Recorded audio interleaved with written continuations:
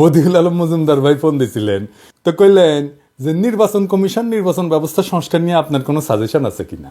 আমি কইলাম বদিউল ভাই সব সমস্যার সৃজনশীল সমাধান আছে, তবে আপনি ইমপ্লিমেন্ট করতে পারবেন কিনা জানি না, তবে শুধু আপনার সাথে কেন শেয়ার করব, সবার সাথে শেয়ার করি। তো আসেন আগে সমস্যাগুলো দেখি, আর দেখি আমার out of the box idea দিয়ে একসাথে কতগুলো প্রবলেম সলভ করা যায়। আমি প্রথমে বলে রাখি যে তত্ত্বাবধায়ক সরকার কনসেপ্ট এটা লং টার্মে ফাংশন করবে না, এটা করেনি, ইতিহাস সাক্ষী। মাত্র 3 টার্ম কাজ করেছে, এটা তারপরে ভেঙে গেল 2006 সালে। হাঙ্গারের পলিটিক্যাল পার্টিগুলা কোনো কমিটমেন্ট রাখে না, চেয়ারে বসলে একবারে ওইটারে জমিদারি বলে মনে করে।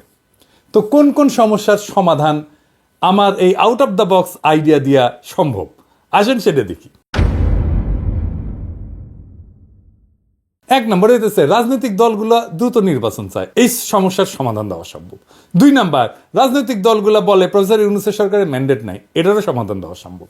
3 নাম্বার, তত্ত্বাবধায়ক সরকার ছাড়া সুষ্ঠু নির্বাচন করার যে সমস্যা সেটারও সমাধান সম্ভব। 4 নাম্বার, ধ্বজভঙ্গ উপদেষ্টা পরিষদ এটাও রিস্ট্রাকচার করা সম্ভব। 5 নাম্বার, নির্বাচনে ব্যাপক কারচুপি, ভোট কেনা বেচা, এই সমস্ত সমস্যা সমাধান সম্ভব।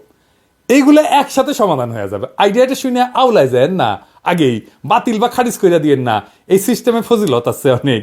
কিভাবে হবে কাজটা আসেন দেখি। নির্বাচন এখনই শুরু হবে, মানে ধরেন 2-3 মাসের মধ্যে। সব আসনে না, মাত্র 10টা আসনে। যারা জিতে আসবে তাদের 2 জনকে উপদেষ্টা বানানো হবে, 1 জনকে স্পিকার বানানো হবে, তারাই সংসদ অধিবেশন করবে। তাদের কার্যকাল হবে 5 বছর। আবার 2 মাস পর আবার 10 জন নির্বাচিত হয়ে আসবে, তাদেরও কার্যকাল হবে 5 বছর। দরকারে নতুন স্পিকার নির্বাচিত হবে 20 জনের সংসদে, আর আরো 2 জন উপদেষ্টা যুক্ত হবে উপদেষ্টা পরিষদে। এইভাবে 2 মাস পর পর 10 জন করে এমপি ইলেকশন হবে। এমপিরা কিছু স্থানীয় কাজে যুক্ত হবেন, সচিবালয় সরকারি দপ্তরে ওভারসাইট করবেন, অধ্যাদেশগুলো যেগুলো করতেছে সেগুলো ভেটিং করবেন, তর্ক বিতর্ক করবেন, কোনো আইন প্রণয়ন করবেন না যতদিন না সংসদ পূর্ণাঙ্গ হয় বা কমপক্ষে 150টা আসন পূর্ণ হয়। এইভাবে প্রত্যেক 2 মাস পর পর উল্টা দিকে 5 বছর পর যাইয়া 2 মাস পর পর 10টা করে আসন খালি হবে, ফাঁকা হবে, সেই আসনে নির্বাচন হবে, তাই না? 5 বছর পরে এতে সুবিধা কি হবে? অল্প কয়টা আসনে নির্বাচন করার জন্য আপনি আইন শৃঙ্খলা রক্ষাকারী বাহিনীকে আসনের কেন্দ্রগুলোতে ব্যাপকভাবে মোতায়েন করতে পারবেন। ভোট কেন্দ্র দখল করা অসম্ভব হয়ে যাবে। নির্বাচনী পর্যবেক্ষণ খুবই ভালোভাবে করতে পারবেন, অনেক পর্যবেক্ষক দিতে পারবেন। পুরা নির্বাচন কমিশন মাত্র 10টা আসনের জন্য পূর্ণভাবে নিবেদিত থাকতে পারবে। কম লোক দিয়ে বেশি কাজ করা যাবে। মিডিয়া ওয়াচ থাকবে দারুণ ওই আসনগুলোতে, তাই টাকা পয়সা বিলানো বা নির্বাচনী আচরণবিধি লঙ্ঘন করা প্রায় অসম্ভব হয়ে যাবে। একটা হাইব্রিড শাসন চলবে কিছুদিন, যেখানে জনগণের নির্বাচিত প্রতিনিধিরাও থাকবে এবং ক্রমাগত তাদের সংখ্যা বাড়তে থাকবে।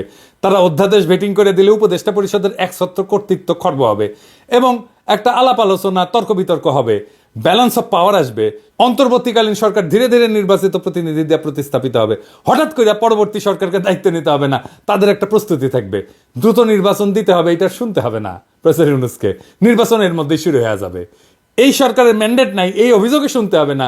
গ্র্যাজুয়াল ইলেকশনের জন্য সরকারি দলের উপর একটা চাপ থাকবে যে মেয়াদ পূর্ণ হওয়ার আগেই সরকার পাল্টে যেতে পারে। জনগণ নির্বাচনে মাত্র 10টা সিটের সরকারি দলকে হারাই দিয়া সরকারি দলকে বার্তা দিতে পারে যে তাদের শাসন অজনপ্রিয় হয়ে গেছে, তাদের 5 বছর পর্যন্ত অপেক্ষা করতে হবে না রায় দেওয়ার জন্য। সরকার 2.5 বছরে বদলে ফেলা সম্ভব। আপনারা দেখবেন সাধারণত সরকার গঠনের প্রথম 4টা বছর এর তুলনায় শেষ বছরের চিত্র কিন্তু ভিন্ন হয়। কিছুটা সংযত হইয়া শেষ বছরটা সরকার, সরকারি দল, নেতাকর্মী অনেকটাই জনবান্ধব হওয়ার চেষ্টা করে। কারণ একটাই, যে সে তার ইমেজের যে ক্ষতি হয়েছে সেটা সরকারের শেষ বছরে ভালো করতে চায়। কারণ সামনে নির্বাচনের খাড়া যদি সব সময় ঝুলায় রাখা যায় তাহলে এটা কত ভালো হবে ভেবে দেখেন। সবসময় জনগণের ভোটের চাবুকের মুখে থাকবে সরকার।